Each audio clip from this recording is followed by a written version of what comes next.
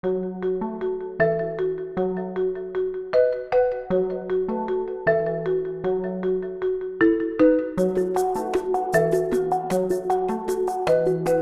to this panel of Leading a Heterodox Campus Community, our last session of the HxA Mid-Atlantic Regional Conference. I'm Bethany Boucher. I'm the Director of Member and Campus Engagement at HxA. Heterodox Academy's mission to promote open inquiry really depends on the leaders, the HxA leaders on our campuses, such as the four esteemed colleagues over here. They're the ones that are building trust, convening dialogue, and creating opportunities for influence in the real-world context of their own universities. In many ways, they're the ones on the front lines of our conference's guiding theme, the role of universities in promoting open inquiry. Our panelists today come from different disciplines, institutional settings, and personal perspectives, but they share a common commitment to HxA's mission and to improving campus culture. They're going to talk about strategies that are working, challenges that they may face, and how their campuses are responding to these efforts. So we're going to have about an hour with some time at the end for questions, and so that you can be part of this conversation as well. And I'm going to introduce our panelists now. To my left here is Dr. Dylan Selterman. He's an associate teaching professor in the Department of Psychological and Brain Sciences at Johns Hopkins University. His research focuses on interpersonal attraction, relationships and sexuality, morals and ethics, political psychology, happiness and well-being, and patterns of dreaming. That sounds so interesting. At Johns Hopkins, he teaches courses including Introduction to Psychology, Positive Psychology, Happiness and Psychological Well-being, Political Psychology, and Social Attraction. He's the author of Psychology Today, the Psychology Today column, The Resistant Hypothesis, and co-hosts the podcast A Bit More Complicated with Manuel Galvin. Dr. Selterman is deeply committed to learning, growth, curiosity, creativity, flourishing, human development, and advancing a better world through science. All right, and then at the end here, we've got Jacqueline Manger. Jacqueline Manger is the Managing Director of the Ed Snyder Center for Enterprise and Markets at the University of Maryland. Working closely with the center's founding director, she is focused on expanding the center's impact and is responsible for leading center activities and program operations. Manger is passionate about the role that free markets play in society, allowing for individuals to lead purpose-driven careers and lives of their own creation. She is an instructor of entrepreneurship and purposeful leadership, inspiring students from pre-college undergraduates to executive MBAs to embrace lean startup principles and work with intention and purpose to solve problems meaningful to themselves and make their world a better place. Her research activities include multiple applied research projects examining entrepreneurial strategy, decision-making in early-stage ventures, and innovation and tech transfer. Then right here we had Andrew Tanger. Andrew J. Tanger is professor of political science in the School of Public and International Affairs at NC State University. He received his PhD from the University of Connecticut and teaches courses in American politics, including Introduction to American Government, the Presidency and Congress, the legislative process, public choice and political institutions, and the classical liberal tradition. He also teaches for the distance education program at NC State. He won the College of Humanities and Social Sciences Poole Outstanding Teacher Award in 1999 and its Outstanding Research Award in 2014. Taylor received NC State's Extension Service Award in both 1999, 2000, and 2003 to 2004. He's a native of the United Kingdom. And then last but not least, we have Austin Council. Austin Council is a collegiate assistant professor of leadership in the Department of Agricultural Leadership and Community Education at Virginia Tech. He earned his PhD in agricultural education and communication from the University of Florida. Dr. Council's research interests include leadership education pedagogy, particularly the use of multimedia such as film and podcasting, the intersection of leadership and virtues, specifically the virtue of humility, and spiritual practices related to leadership such as awe and gratitude. His scholarship can be found in scholarly journals such as the Journal of Leadership Education and the Journal of Leadership Studies. Dr. Council is concerned with the inner work leaders must do to affect personal, organizational, and societal level change. Additionally, Dr. Council serves as the campus co-chair of the Virginia Tech Heterodox Academy campus community. In his free time, Dr. Council enjoys cooking, spending time with his family in Florida, and attending his local church and playing pickleball. Thank you all so much for joining us. So I am going to start with more of an introductory question. And that is, begin by telling everyone what inspired you to want to lead an HxA campus community. And why don't we start with you, Durham? Okay. Well, I guess since HxA's founding, because I remember joining right when John Hype announced it, and I thought, this is great. I want to get involved in as many ways as I can. I was on their Heterodox Lab podcast. I wrote a piece, an essay for the website, and yeah, I guess just look for any opportunities to get involved and try to make a difference in a positive way. And this is one of those opportunities. And so I just jumped on it, and I'm happy to share that with my co-chairs here, George and Richard, who also do an excellent job for us. Andy? Well, I was a member pretty early, and I feel, well, I'm doing this stuff all the time anyway. Why would I want to do anything else? And I'm fighting the good fight, and I'm leading by example. I'm already signed up for all this stuff. And then one of the co-chairs at UNC Chapel Hill, a guy got by the name of Mark McNeely, who I know, sort of shamed me and said, why doesn't NC State have a Heterodox Academy campus community? And I'm like, well, I don't know, we just don't. And he said, you really should. And so he shamed me. I actually had a co-chair she was a graduate student. And I think we were kind of allowed to do that, although Rachel graduated. And so now I have a full-fledged faculty member, Amanda Edwards, a colleague of mine in political science, who's the co-chair now. So that's kind of how we got one. I would say for me, part of it is just was personal interest of reading some of Jonathan Haidt's work and doing some of my doctoral research on humility and being really interested in organizations that elevate the virtue of humility. So I naturally was drawn to HxA, but I went to a Constructive Dialogue Institute, had hosted a few workshops on Virginia Tech's campus related to practicing these things in the classroom. And I remember meeting, who are now friends of mine and co-chairs, Ariana Karate and Joseph Bedford. And we got to talking, and it turns out that, there's other people on campus that were really interested in doing this. And we said, well, let's be a part of one of their cohorts and start this. And so, some of it was a personal interest, and then also meeting people who shared the same kind of concern about what's happening on college campuses. And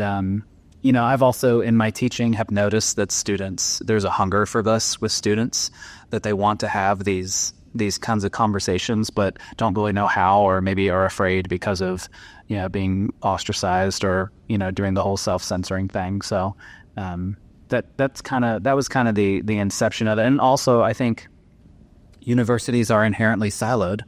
As much as they shouldn't be, they are.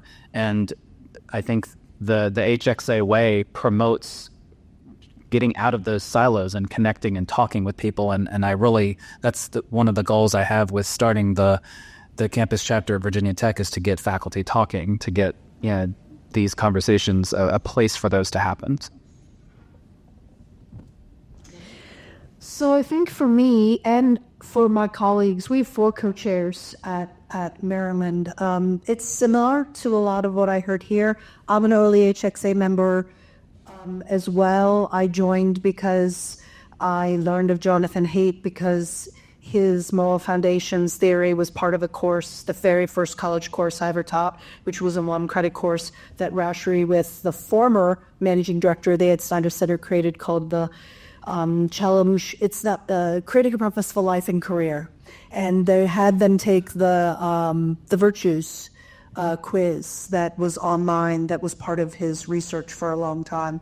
And so I learned all about him. That led me to Heterodox. It was only a couple of years old. I signed up, and then I was on my way here to academia. As I chatted with a lot of you, I've only been in your dark world, out of the real practice world, for about 6 years now. And a lot of the work that I do, as I shared last night, is we've been championing at the Ed Snyder Center, I would call broadly discourse, for a while. And because I was getting the newsletters, and because we were already doing this stuff, I saw the first call for campus careers come, actually, Bethany, and we're just so busy working and doing, we didn't apply in that first round.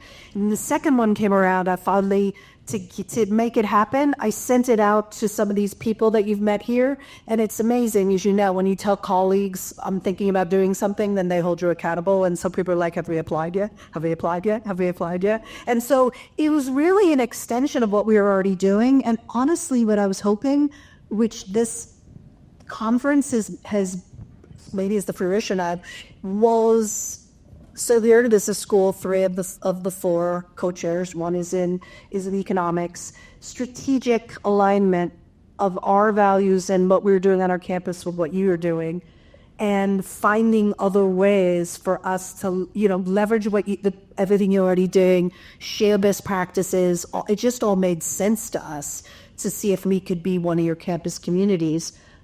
And I think as we shared out in the hallway, we have a long way to go. We're 1 year old. It's not a big community like some of the other campuses. We got to figure that part out. But the people who are involved really have the HxA way already. So thank you. And we'll talk a little bit about challenges, because we know that there are some challenges in this work, absolutely. And so, what I'm hearing is that you're already doing the work. You're already doing the work already. You're already interested in it, and you're just formalizing it. And we want to be using it as an opportunity to bring other people into this work. Also, a little bit of shame, maybe. Also, I just want to name to Austin, I think you bring up a really good point, that bringing people together from across the university is so important because of the silos. And I think John alluded to this earlier today about, you really only know your departments and you just like them. And so, but I think it's really true that it's important to keep bringing people together across campus and break out of those silos, because these are values that really matter or should matter to everyone. So I want to talk a little bit about, too, what a community like this, what a group like this, how it stands apart from other types of groups and chapters that might be on campus. Do you see any distinctions? Do you think you fill any gaps that we're missing? Or how do you feel like you filled gaps that we're missing? I'll jump in. So I'm kind of do a lot of things, and we can talk about that later when we talk about challenges. But first of all, I have a program called the Free and Open Societies Project, which is a student-focused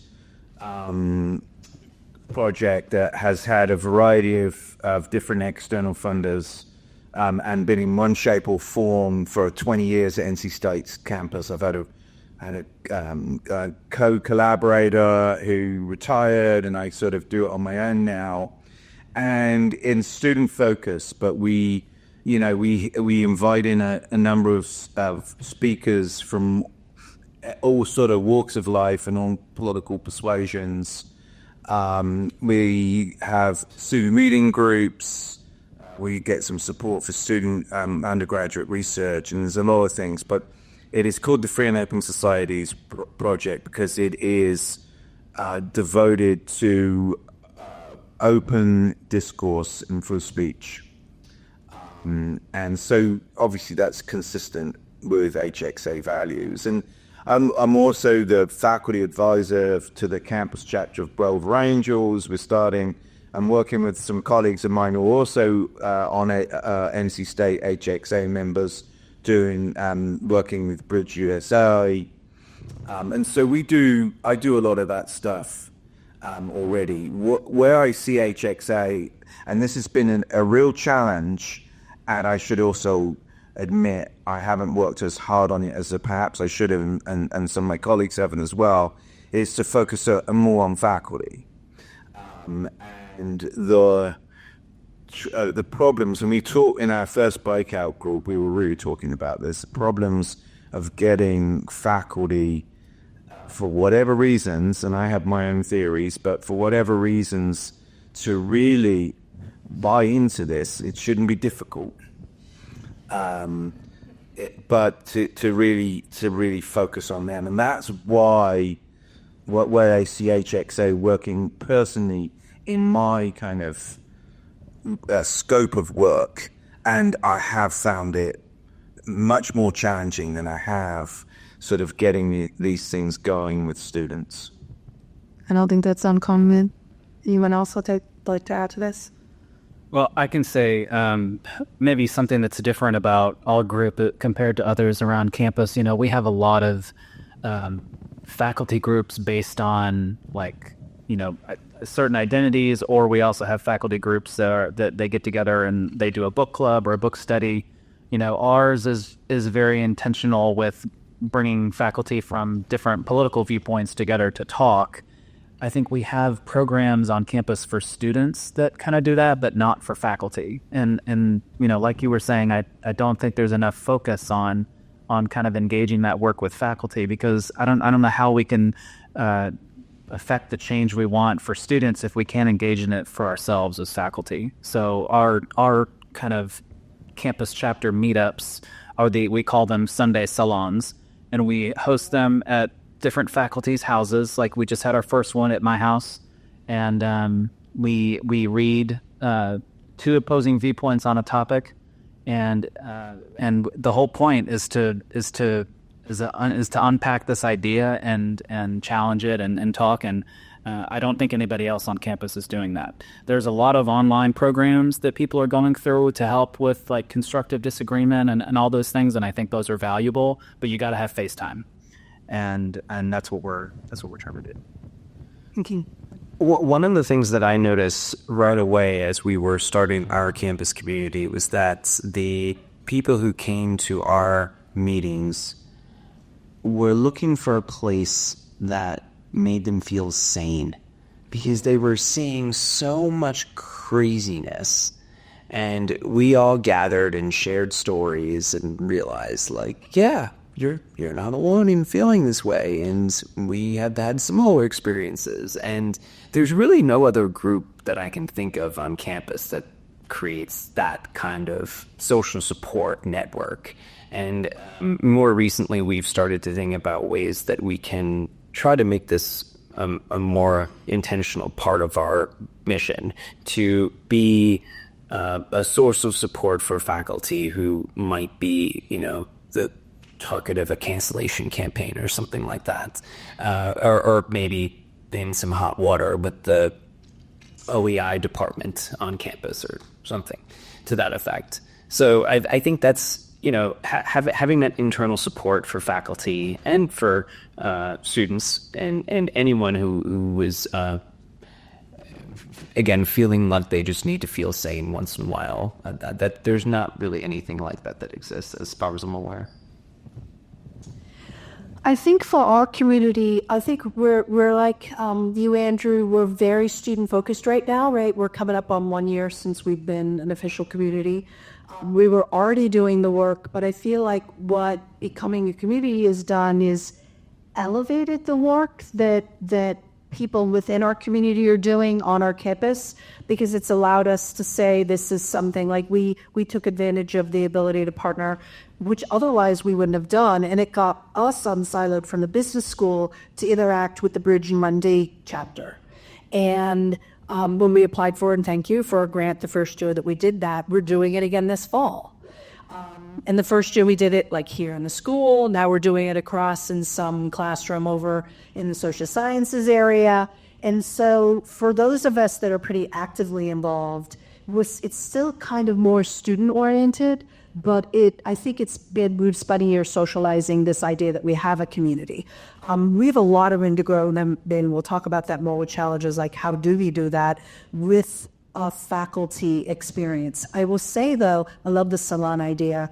We mentioned a couple of times the SPAC-based discourse initiative that's out of the school and out of the center that I run. But we have had a couple of those salons. I realized that some of those people may were in Heterodox, some of those people have heard about it, but we have done a little bit of that, in that you brought in some alumni, some local business people, some of our faculty, a very, I would call it interdisciplinary, stakeholder group, to have those kind of discussions about the challenges of having challenging conversations on American college campuses and trying to get people interested in supporting our efforts to do that. So I imagine getting some faculty together to do that same thing would be really cool. We've got to start to do more stuff with faculty, I think. Yeah, I think just to kind of tie all that together and to give a little perspective from HxA headquarters is I think even headquarters, I think at times we're like, okay, well, how are students, how they fit into some of the work that we do, particularly when it comes to our campus communities. And I think that, I can't remember if it was Austin or Andy that mentioned this, but that, if faculty aren't talking, if they're not working on this, they can't serve students in that way. And I think that we are partnering with student organizations. That's great because we don't, I think it's important for faculty to be able to connect within the campus community. And, you can't be doing that if your sole focus is really like supporting students. And there are ways that you can support students by partnering with organizations such as Bridge USA or a Burberry Angels chapter. Those are great conduits for collaborating with students in really impactful ways. And it also is able to empower them by, serving as their advisor or their mentor. And you can be tied into those groups and really, you're not necessarily reinventing the wheel and are able to kind of connect even silos within the different organizations on campus, which I think is really essential. We're really big on encouraging our campus communities to partner with other centers or institutes or groups, clubs on campus. So that's great. So talking a little bit about challenges, I'm going to talk about one specific kind of challenge, and then I'll have a broader question, or you can also dive into maybe some other challenges that you experience. But one challenge I know exists is, what are the biggest misconceptions about HxA, about what HxA stands for, and how do you address them? Well, okay. I'm a sucker for shame, so yeah, I have to act when I feel like being shamed into doing something, obviously. Well, I mean, I think the obvious one is that this is a unabashed right-wing organization, to put it mildly, right? I mean, which is just ridiculous. It's prima facie ridiculous, obviously, so we know that. But this is the thing. That without people even really knowing. And I do think that's changed, actually. I really do think that's changed. And some of our members were about the same size as Maryland, I think, in terms of the faculty we have who are members. And some of them, I don't know their personal politics. But I do know a few of them, and they're, pretty left of center, I would say. So, I mean, it's working, but that is sort of as a right-wing Trojan horse kind of thing, dressed up in nice clothing, but really, that's what his politics is. That was the first thing. So what man did that? It was an obvious one. Can I jump on there? So, gonna vent a little bit. In addition to the misconception of HxA being this, like you said, right-wing Trojan horse, I make a point of explicitly noting that the values that HxA stands for, open inquiry, humility, constructive dialogue, those are liberal values. And aside from faculty having misconceptions, I think we do have to grapple with, and we've been talking about this throughout this conference today. We've been talking about the challenge of there's a contingent of faculty and perhaps students as well who simply don't share those values. They don't want pluralism. They don't want constructive disagreements, and they don't want open inquiry. Their goal is different. Their goal is more ideological. So we have to contend with that as well, and that is its own kind of challenge. And I guess being more optimistic myself, I would say that, most faculty members at universities do agree with these values, and it is, not a trivial minority, but a minority nonetheless who are opposed to them. And that is where the kind of fault line lies. I'm gonna, before someone else jumps in, and just want to, you saying that to contend with that. How do you think you should contend with that? Well, I think to some extent, if we're talking about in the world of teaching, which is a lot of what I do in my role, bringing those values into the classroom and modeling and learning for students and putting out, these ideas and saying, this is not funny, this is good, like, come join, you make it fun, make it inviting, and more people will buy in. And I do think more and more people are growing weary of the kind of authoritarian tendencies of those who would disagree and not share our values.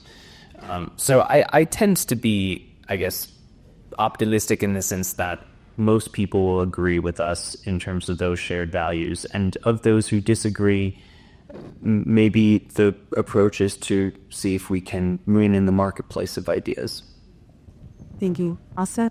I can echo what Dylan has said about the perception of HxO. Unfortunately, I don't know if I'll do this again, but one of the ways I tried to get people to come to our first meetup a year or so ago was email listserv from a good friend and colleague of mine who did come to several of our meetings. But when I sent out the email to invite people to come, we had a department head who said, this is dangerous, you're promoting right-wing extremist ideologies. And, this person had never met me before, I had not met him. But it's just unfortunate that that's kind of the barrier that we're kind of like up against. I would say one thing I'm trying to do to push back against that is to like actually invite like trusted friends I have that I know are, more on the ideological like left or more progressive to see that it's not that. It's a place where we can have discourse and engage in these discussions. I'll say another. Oh, and to extend that a little bit, I did reach out to a couple friends that I don't work with, and I just sent them the HxA website, and I said, can you look on this and see if it has anything about right-wing extremism or anything like that? And they're like, no, who said that? And I was like, a department head, actually. So, it's unfortunate. I would say another thing that's a challenge is, specifically in a context like Virginia Tech, we're a STEM school, an engineering school. I think there's a lot of indifference about this that's happening. I think it's not on a lot of people's radar. And I think, I think a lot of people use the busy excuse and just not kind of whine to engage or not interested because it's not like the focus really necessarily of the school. But then as we talked about in the one session, the unconference session, that the motto of Virginia Tech is ut prosum, which is that I may serve. And so the argument there is you serve the greater good. And how are we doing that? Well, through these values, So I think combating against indifference is another big challenge. Thank you. So I haven't experienced any pushback or non-supportive behavior in overtly. We did try to get our president here to speak with our dean for the opening, And I'm going to add my own theory and thesis about the fact that they were both the president and the provost were busy this weekend. I'm skeptical that they were both busy that very same weekend because I can find nothing on anybody's like public calendar that there's anything going on this weekend.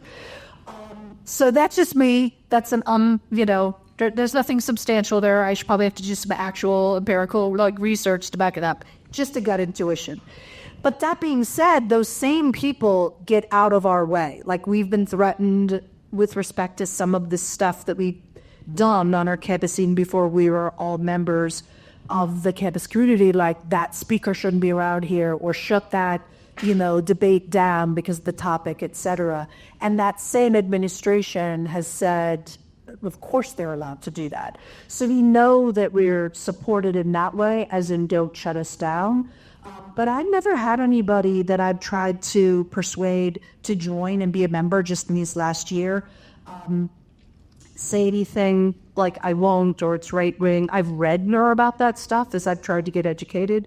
I was at the conference this summer, and there were some people, talking about that, how this idea of pluralism and open inquiry has been hijacked by the far right, just like my beloved American flag has been, and patriotism has been hijacked by them as well. And so when I talk to people personally, I just, do the same thing. I steer them and say it is liberal values. You will align with it. We've had a few people here, actually, that my colleagues have introduced us to that have said to me, I'll sign up. And now I have to wonder and go back that you guys are about to switch to the membership won't be public anymore. Yeah. And I should ask them if that's, nobody's said, but I've waited 3/4 of a year for a particular accounting professor that I could think of. And I'm like, he still hasn't signed up. He sent me through a message. It's like, yeah, I'll do it. So I don't know, maybe people do hesitate for some of these reasons, but they haven't said anything mean or no, and I haven't pushed or prodded or, so. I mean, I think there is, some hesitancy there. And we did actually just recently make our membership directory private, more so because we were just normalizing our operations. There's not very many membership organizations that publicly put their members out there for all to see. But we do expect that to have a benefit, and that, those who might be worried about sort of having like that stated public affiliation, especially untenured faculty, adjunct faculty, those that, staff, like those that aren't sort of protected, there is that concern. And so we think that will probably be less of a barrier for some people going forward. I just want to also say that some of what I picked up on too is just sort of like the bringing a trusted friend into the fold and sort of kind of spreading the word in a more like unofficial kind of way, I think works really well. That sort of bring a friend mentality. We've seen a lot of success when people sort of structure things like a salon or a discussion series or something like that, where they're bringing faculty and staff together, because there's this humanizing component to that I think is really important. And that's something that was touched on earlier in the teaching with heterodox values, or with heterodoxy earlier today, about sort of, see each other as human. And I think that when you are looking at a group and you see it in the abstract, it's easy to kind of be like, everyone that's involved with that is like cuckoo crazy.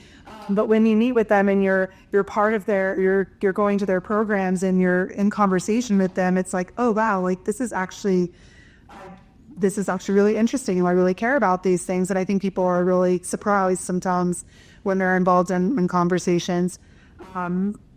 So are there any other challenges that you want to share, just while we're on that, before we switch to a more positive? For me, I would say, although I've already learned from listening to you guys, I guess it's this challenge of activating our campus community that exists, because it is like, I think we're over 20 people that are registered, and we've had some luck in the last year by creating a couple of opportunities for faculty to join either the Bridge UMD, or we did this pluralism training, and then we met an amazing faculty, and then she left us and went back to Canada, right? Like it's all we were getting it really excited. Unfortunately, we also met a wonderful woman and she passed away. Like we had a really weird year last year. We're excited. We found that we have this community now. We've met some people, so like everything, some fits and starts, but how do we grow that group, right? And what's the way, what are some advice about growing that group? I don't know that it's a challenge. I know that our time and the million other things that we're doing, like how do you make it relevant for people? I don't want it to be like we're going to solve the world, but I do believe that teaching our students this, we're very student focused, teaching our students to become critical thinkers is such a passion for all of us that are involved, that there is some urgency we feel, honestly, as members to the work we're doing, that I'm not sure how that intersects with getting other faculty engaged. So I'll be curious to know how you read a fear about that. How do you excite people to come join you? before you jump in, I just want to say, I think when you say making it relevant, I think that's really important. I just want to name that. So she just had a conversation with another co-chair, and they were like, we always try to make what we're doing very relevant to what's going on our campus, and it's worked for them. But that's, having the pulse on that, I think, is in and of itself is something that you have to keep an eye on and figure out, like, what are we going to talk about and all of that. So, yeah, Andy. I think the hardest thing is that of all my colleagues who are NC State HxA members, they have two things in common. They're obviously committed to the values of HxA, and they're also really strong professionals, mostly in faculty, although we have at least one staff member who runs a prestigious scholarship program, and they're very busy. And they're committed. They already do this stuff, so those to me seem to be the likely candidates. But the people who are in it doesn't really mean anything to them because it's so essential to their identity as faculty members, as responsible for young people on the university campus, that an HxA membership is almost part of who you are by extension, and in trying to get it to think of it more as a sort of club, or you should join because you can get some great swag, or something like that. Just so it just doesn't resonate with the kind of people who are members or would be members because they're so professional, they're so committed to these things anyway. That the HxA membership is almost a byproduct of that. It's almost like, oh yeah, that's the hardest thing I've had, because they're already doing this stuff, and so I get people together and they're like, this wasn't very different from what I do on a daily basis anyway, Andy, and we all kind of know each other anyway because we're doing this kind of stuff. So it's actually trying to make our HxA campus community something really quite different beyond what we're doing already, and that's the hardest thing that I think I've had, and I've talked to the other members that we have about getting it bigger and getting it special. Is it possible, can I ask a question off of that? I mean, is it possible that there are people on your campus, faculty members, and maybe they're more junior, that had never heard of HxA, who, if you just put that in front of them, would intuitively go, I so believe that. That's like why I became the professor of X, or why I got my PhD in Y. And I'm curious, I wonder if it's incumbent on a community to let people maybe we're here just so that they could maybe find us. If they're, like, we called it HxA Curious as we were planning for this, right? Are there HxA Curious people? Or to what you're saying, Andrew, are they the people who are members and, they're going to find it if they're going to find it, and that's not sort of part of what we're doing? I don't know. I agree. That really resonated with me. I mean, I think what I've tried to do is just, anytime I meet someone on the campus, I'll be like, oh, hey, by the way, did you know HxA exists? And just, spread the word little by little, person by person, even if it's, just an email to someone that I think might be interested. And maybe they're not immediately going to become a member and join our next meeting, but they'll be like, oh, I'll file that away. I'm going to remember that this exists. And maybe at some point in the near future, they'll become activated with something that they're passionate about, and they'll come to an event that we have or something like that. So, yeah, I think it helps. I also just want to add here that I don't think any of our members really care about the swag. I mean, maybe it's nice sometimes, but I like the swag. I say I like swag too, but you get your free copy of Inquisitive, and that's great. All that says awesome. But if we poll our members on a yearly basis, and community is by and far the main reason why people join HxA, is because there are people who have felt alone. They didn't realize that the amount of times that I've talked to people, I'm like, oh yeah, you've got 25 members on your campus. And they're like, what? That's crazy. I didn't know that. And it's yeah, because, it's not easy to your first thought isn't, I'm going to just go and look at the member directory and see who's at my campus. Like sometimes people do that, but like often it's like that's not even necessarily something that they're thinking. And so being able to connect those dots, I think for people is something that a campus community can really do well. But yeah, it is a challenge, I think, combating apathy and busyness and people's schedules and also their hesitancy. And so that's I think, as someone whose career has been in community building, I think that's just the difficulty in community building, period, is, building relationships is tough. It takes time. It's culture work. It's, you're not like, I'm going to like get this done tomorrow and it's going to be like, all hunky dory. Like, it's like, it takes a lot of effort and a lot of commitment over time. And I think we're really seeing the fruition for, especially the campus communities have joined earlier on. It's like they've built up sort of their membership. They've found and I think also too, something else I want to add, just that I've observed too, is that you can also position yourself within your university for influence, so that if your administrators or certain groups on campus are looking for support, they might be like, I'm going to call on that group because I know that person that's in there and I trust them. And so I think that trust building is important to you for when you're wanting to be able to also influence your institution on a more structural level, less on a necessarily like a purely cultural level. So I'll stop there. I'm conscious of our time, and so I'm going to ask one last question. I want to kick over to any questions before we close for the day. What's your biggest hope for the future of higher ed? A return to sanity.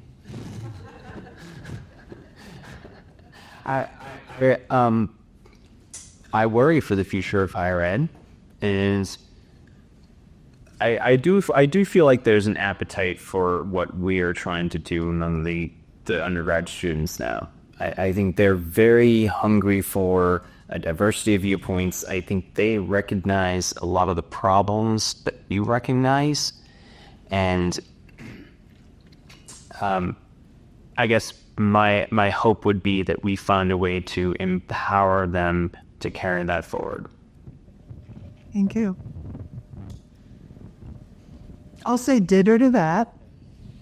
I have a 23-year-old. My son is here in a master's program that Billy runs, actually, master's in management, after getting his politics, philosophy, and economics degree here over from the College of Arts and Humanities. And my daughter's a senior. God, she's a senior in college now. And we talk a lot about this, right? Because I was like a new insider. I was sort of more of an outsider even just 7 years ago. And honestly, being in the business world and observing higher ed and having kids that were in high school, were looking towards college, and I live in Montgomery County, a lot of dual income, lots of PhDs, lots of highly educated people. There is a lot of people in my community that were viewing that higher ed was broken, like long before, or it was not really what it needed to be, right? This is people even outside of academia, like in the business world and just regular communities, have been chit-chatting about this, which I found fascinating. Now being inside of it, my highest hope actually is something at the intersection of this work that you're doing, because I agree with exactly what you said about this generation, because I have two of my own, and they're craving for this work that we do where they can have civil dialogue with other people at an intersection with universities, whether they're public or private, but especially now I'm at this land-grant institution, that we serve our communities more, that we become more outward facing. All departments, say business schools, maybe do it more. Brent said it earlier, talking about the workforce development and vocational development aspects of something like a business school. But my highest hope is that as we're in this maybe crisis that's happening, right, because of current stuff in the administration, that higher ed takes a good, long, hard look at ourselves and figures out, besides the inspirational stuff that John was talking about this morning, what is that calling for us, not inside the academy and for knowledge sake, but for all the rest of the people outside. Like, I'm a practitioner first. So it's that. Can we change the way we get all the greatness that's here unlocked and make our outside society more civil, more just, more knowledgeable, more educated? And I don't think that's just about us educating the undergrads that come in our institutions. It's about us being an institution in our communities that could maybe, I don't know how, I don't know the answer to this, influence the communities that we're within, I guess. Yeah. Well, I'm sure Austin, like me, will ditto that, because we are both at land-grant institutions. An important part of our work is the public outreach and outward-facing. So I would agree with what you said, Jacqueline, and I have similar optimism to Dylan as well. I have two children who are basically the same age as yours, a little bit younger, but they're both in college. And you know, I am encouraged. I'm not always encouraged by what they know, and I'm not always encouraged by, you know, their own intellectual abilities, but I'm always encouraged by their intellectual curiosity. And that keeps me happy, and their thirst for knowledge. So I'm optimistic about the future. One thing I will say is this, and we don't think about this in higher education, but essentially what we want is a policy change. That is, we want the academy to be closer to HxA values and what all that means, and away from where it is now. And as anybody would tell you in a business school, I guess, and they would in a public policy school, I'm not in a public policy school, but I sort of studied public policy, obviously, as political science, personnel is policy. And we have to find a way to get better people into higher education. The influx of people who teach, particularly in social sciences and humanities, I think, since the mid-1990s, which is when I was hired. So, and I mean, maybe I'm part of it, but you know, are the people who generally have been taking the more kind of ideological, rigid, authoritarian approach to the acquisition of knowledge. And, you know, if you know, it's not people necessarily with leftist center politics.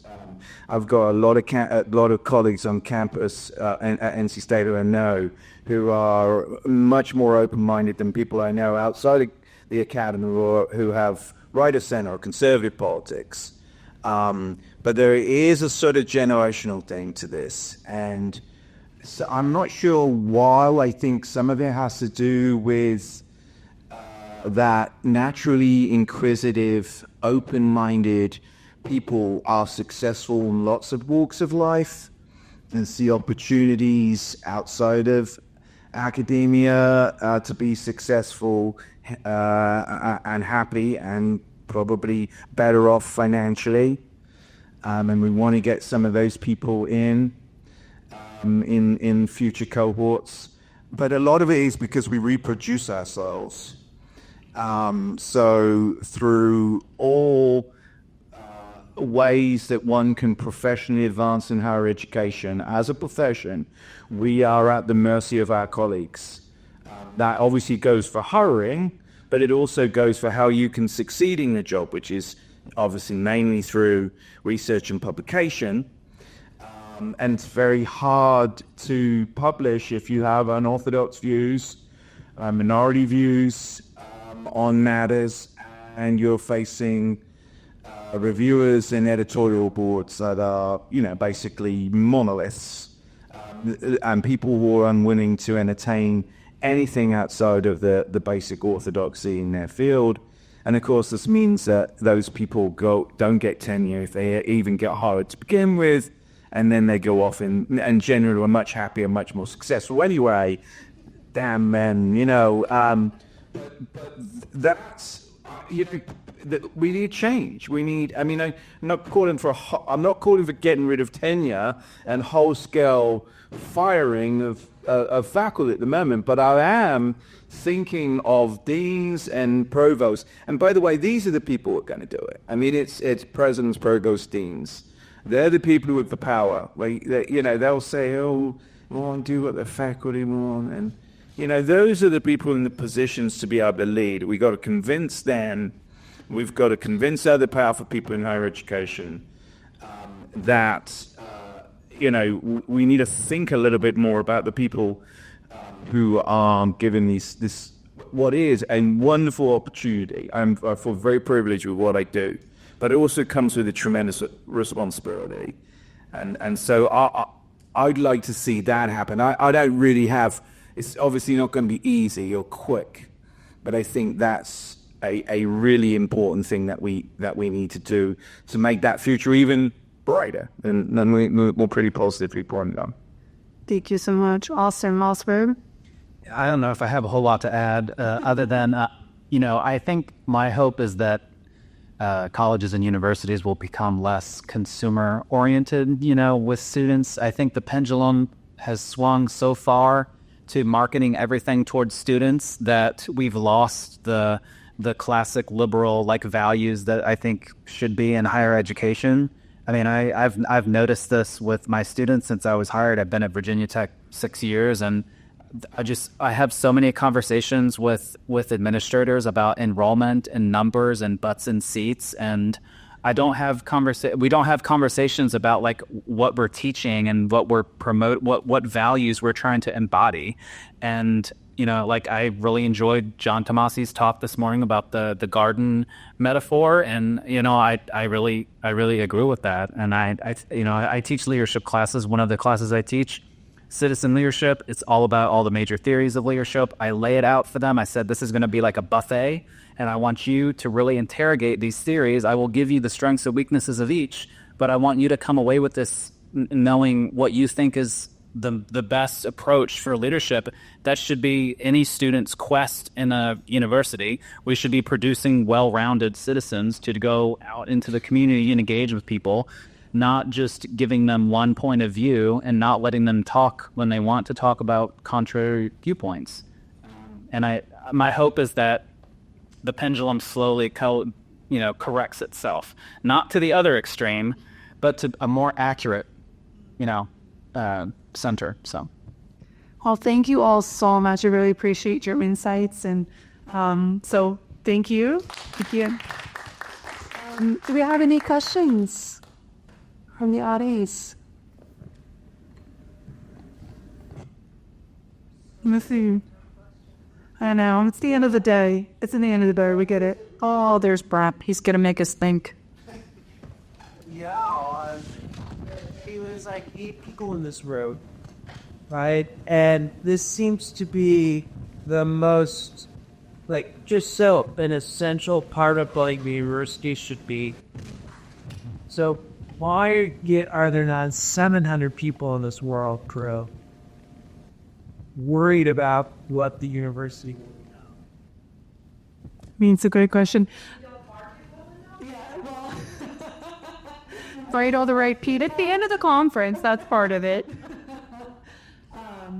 There's an answer there. I think you have answers. Or questions. Carbon drawing is. And I apologize. I think many know the game, and it's easy to play for many, and it gives to them some stability and comfort, knowing that when you look at the stats as far as ideology, what people get hired, and how that changes when they've been in for institution for many years, they mold into what's expected of them at that institution, and older you get that tenure, and that tenure gives comfort. So, what are the few professions where you can get that kind of security? And I think people want that security, and they feel like maybe something like this kind of rocks the boat on that.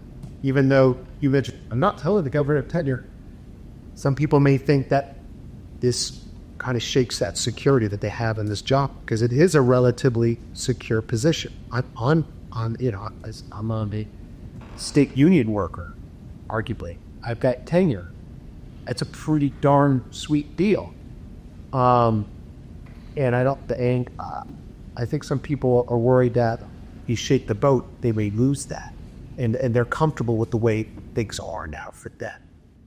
Can I play Dennis advocate, though? Because I'm the weird outlier here in this group.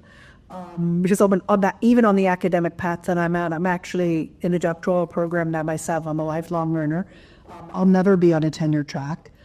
But I came from the brutal world of business where you just, I believe in meritocracy. So I've been successful in every environment that I'm in. Though I will be here for a long time if the University of Maryland exists. Because I know in all my other phases of life I have been. This idea of tenure fascinates me.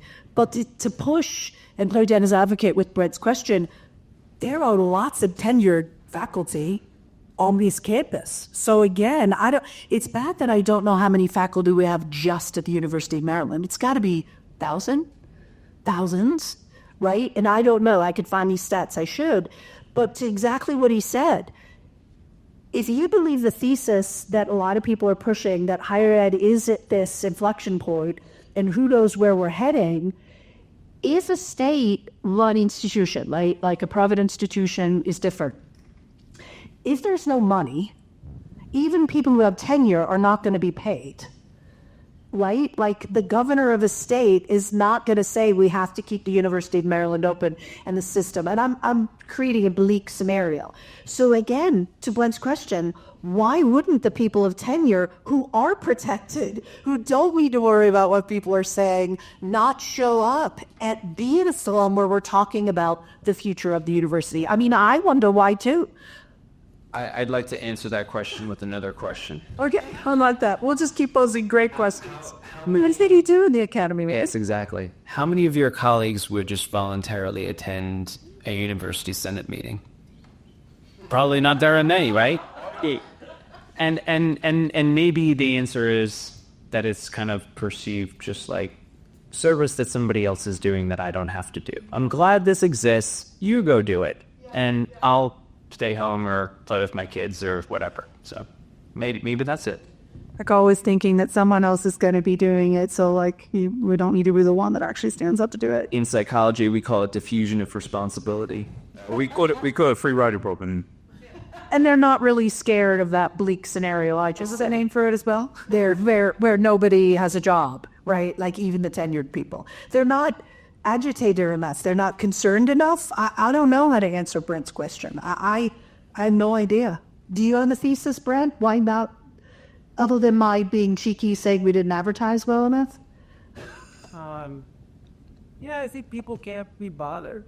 Okay. So it's kind of like an apathy, sort of. Yeah, you have to ask them. That's what I was mentioning earlier about the challenge of indifference. I think we have to acknowledge that this is very hard work to do. I think about, when reading, we did a Sunday salon on identity politics with race. So we read a chapter from Stamped from the Beginning and Coleman Hughes's new book. And, in a lot of the literature on anti-racism and things like that, they mentioned the work. You got to do the work, the inner work of, which I believe some of that to a degree. This is the same thing. It requires a lot of, the humility thing and being, be intellectually charitable. Like all of these things are very hard to do. And it's easy for some people to say, okay, well, those are the people who are naturally drawn to this. They're going to do it. It'll be fine. We can just observe and watch. It's hard to ask people to be engaged and care about these things. It really is. Because a lot of this is extra stuff for us, beyond our normal responsibilities. And it's things that we're passionate about. And it's hard to get others to be passionate about it as well. Yeah, it's convincing them, and that's what I said, culture work. Yes. I would just briefly draw a dotted line between something that Jacqueline said earlier and Brent's question, and my admittedly snarky answer to Brent's question is that the president and provost are not here.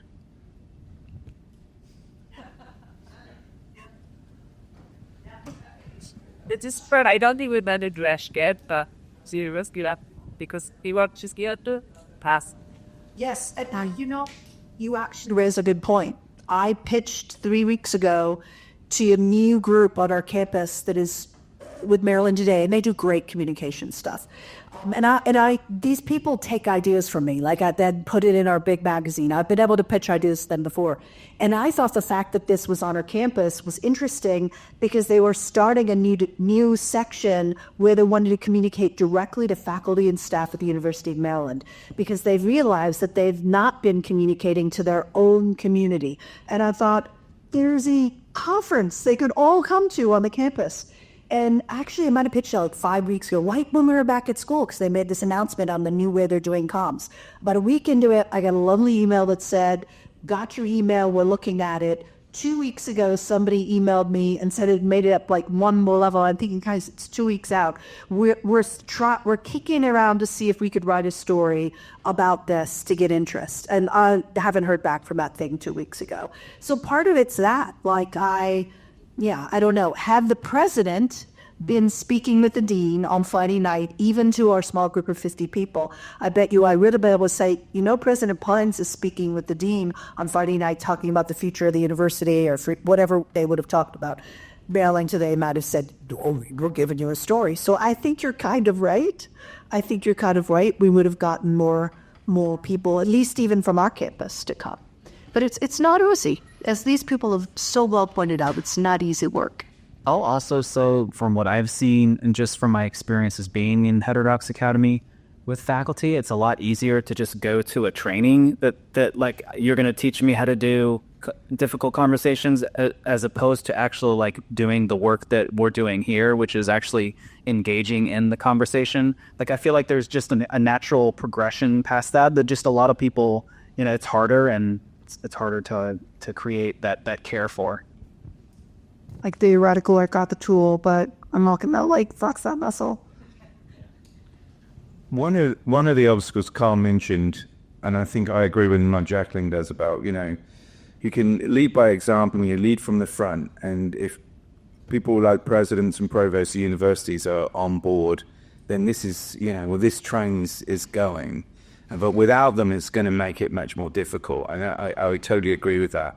One of the things I've also found that for all of the criticism that I've made of faculty in my last remarks, it's been my personal experience, and I've talked to other people at other institutions, that one of the groups of people that administrators are particularly sensitive to these days are the burgeoning professional classes that are on college campuses. So these are sort of what's sometimes called paraprofessionals. These are people who are running like the university housing, and they run the dining system, and they run a variety of different groups in the student services.